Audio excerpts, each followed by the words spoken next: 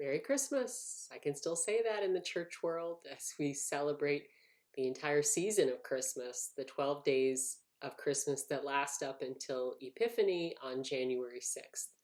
So some of us have the tradition of keeping up our Christmas decorations until Epiphany, or of at least waiting until the new year to take down the tree. Some of us might have already taken advantage of this quiet time, this week off, and maybe you already put away your Christmas decorations back in the attic or basement until next year.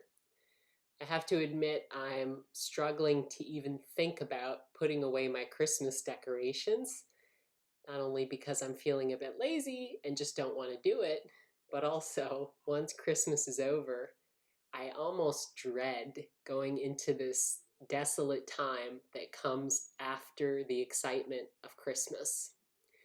So this year I'm going to try something new. I'm going to think about what I want to keep from Christmas. No, it won't be the tree, not even my little Charlie Brown tree, but what is it about the Christmas season that we want to keep? What will sustain us as we move into a new year? So that's something to think about in this time of Christmas. What is it that we can bring with us that will give us energy and joy and hope as we continue through the winter? So I've decided I'm going to carry with me from Christmas my memory of us singing Silent Night together at the courtyard service on Christmas Eve. Some of you were there or you've seen it on our Facebook video. And there are many reasons why I chose that. One, it was great to be together and to sing together. It reminded me of all the times we've done that before. The tradition of singing Silent Night with our candles as a congregation. It's a classic Christmas experience for us at Redeemer.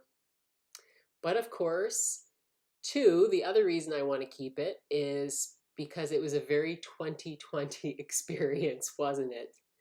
We had to hold our electric candles because the wind was so bad.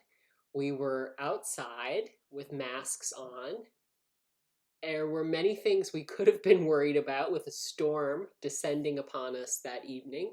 And yet, everyone was joyful. Everyone was such a good sport about it. Everybody just made the best of it.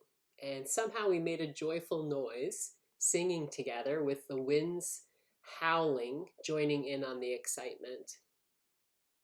Three, the other reason I want to keep that moment with me as I go into the new year is that moment will stay with me as a reminder of what I want 2021 to be like.